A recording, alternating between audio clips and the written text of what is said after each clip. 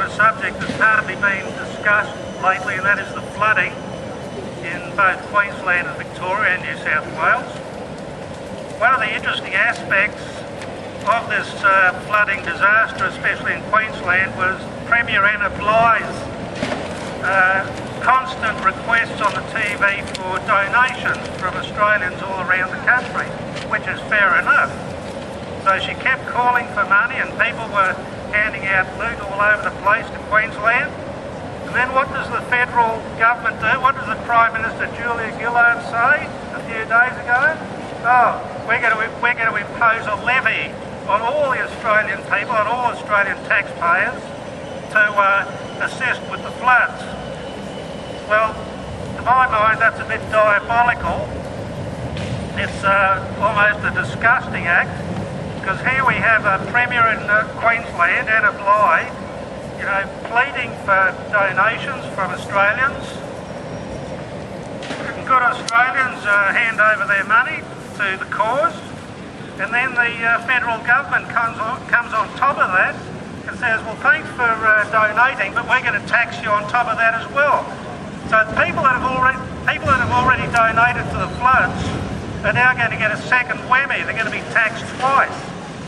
And I tell you what, I think that's going to cause a real ruckus on the political scene, because it seems that Labor governments love taxes. If there's any excuse to impose a tax, they will do it. But anyway, that's beside the point on my main theme as far as the flooding is concerned. A lot of Queenslanders think that this event that's happened over the past month is a 100 or 200 year event. They seem to think it was just a freak of nature, a fluke, a calamity that probably won't happen for another century. Unfortunately, I believe they are sadly mistaken, for the simple reason that an event that's occurring around the globe on this planet is an event called global warming. Now, I know there are a lot of skeptics. There are a lot of skeptics out there who will denigrate any suggestion that the planet is warming. But in the previous 5 years, scientists decided to prove the point that global warming does actually exist. It's an event that's actually occurring right now. So what scientists did was plant temperature sensors into the Atlantic Ocean. They planted about 230 temperature sensors in the Atlantic Ocean to see if in fact the oceans are actually warming. They did that 5 years ago in 2005, and they took readings about 2 weeks ago of most of the sensors, and they described the temperature increase in the Atlantic Ocean as alarming. I don't know exactly what the temperature increase was, but in there I think it was over 1 degree Celsius. But it was, from their point of view, and they're highly qualified, highly trained people, they regard that global warming increase as an absolute catastrophe, a train wreck waiting to happen to humanity around the globe. Now, they only did the Atlantic Ocean. Obviously they got limited funds. They didn't do the Pacific or the Red Sea or other oceans, but it doesn't really matter. The Atlantic Ocean's a very good representative body of water with which to conduct this trial. Another thing that's also occurring in tandem with the oceans heating up is the atmosphere heating up. Now, sure, you get extremes. You'll get extreme cold in various places around the world, as we've seen. You also get extreme heat. But unfortunately, the extreme heat events are outstripping the cold events by a ratio that I'm not too sure of, but it's a ratio that is sufficient to propel this planet into a hothouse, to put it bluntly. What it basically means is, and I hope I'm wrong, but what it basically means is that this planet will be unsustainable for human habitation, probably within 200 years, and that may be generous. Once this greenhouse effect, this global warming occurs, you can't turn it off. You can't reverse it. You can't stop it on a dime. It's a bit like the Titanic. Once it's doing 30 knots, you just can't stop it on a dime. And the global warming event has already got out of the starting gate and it is galloping down the field. And if we all suddenly went green today, if every human on this planet went green, industry turned everything off, the runaway event is still occurring. And you won't get any traction for 100 years to try and turn it around. And in the meantime, the temperatures just keep rising. The oceans around the globe will keep on warming.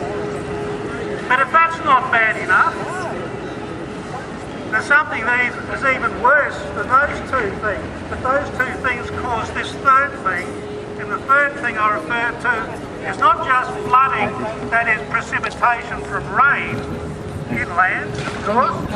No, what I'm referring to is a rise in the level of the oceans around the planet. That is, the water level of the oceans will rise, it's estimated conservatively, 1 metre within 50 years to 100 years. It could be more, it could be 3 metres. It depends very much on the polar ice caps, the Greenland glacier, and various other minor glaciers and snow-capped mountain ranges around the world.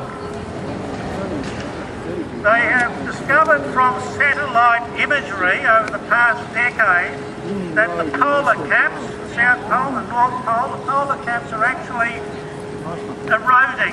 That is, the ice is melting at a very alarming rate. There are glaciers that are breaking away the size of Victoria from the southern, that is the Arctic, and the Antarctic to a lesser extent, but the Arctic in particular. Massive glaciers are breaking away. What happens when those glaciers break away? You can't stop them drifting, and they drift into warmer waters due to the global currents. And of course, what happens is they melt very quickly. In fact, there's a mountain range in the United States that was once covered in snow. I can't remember the name of the actual range, but it was covered in snow. They had photographs, 19th century photographs of these beautiful glaciers in the United States.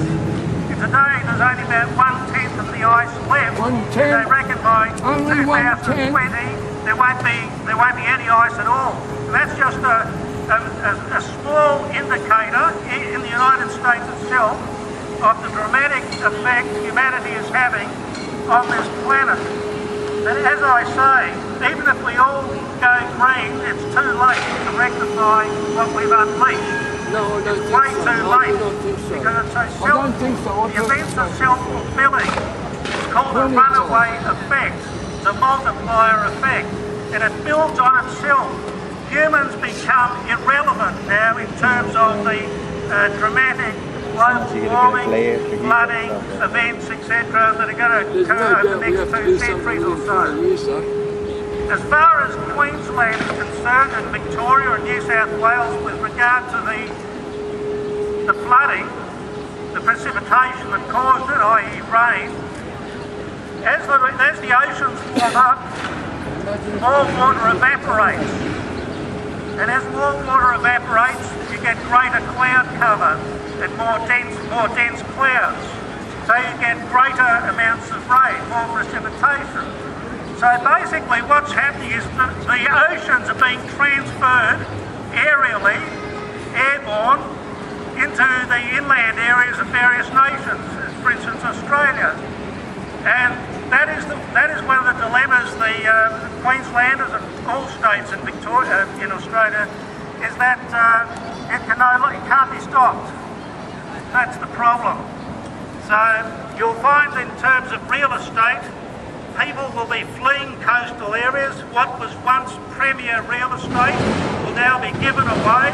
It'll be dumped. Insurance companies, even today, will not do flooding insurance for any properties in any coastal regions where it is deemed that flooding could easily occur if the oceans rise by a metre or more. And the insurance companies believe that. That's why they're backpedaling around the nation from doing flood insurance for a whole host of properties, especially along the coast, and including, of course, in the floodplain areas around Brisbane. What I find absolutely bizarre about the Queensland floods is that the state government up there intends continuing with building and construction in floodplains. So what's going to happen is another event's going to occur, and you'll have even more diabolical damage to infrastructure, to homes, etc. So we'll never learn. We'll keep on building in the floodplains, probably because it's cheap to do so. But I think it's a wrong thing to do, and it's leading people up the garden path. But anyway, I've said enough on that topic, I believe, and I'll hand over now to the next speaker, whoever that may be.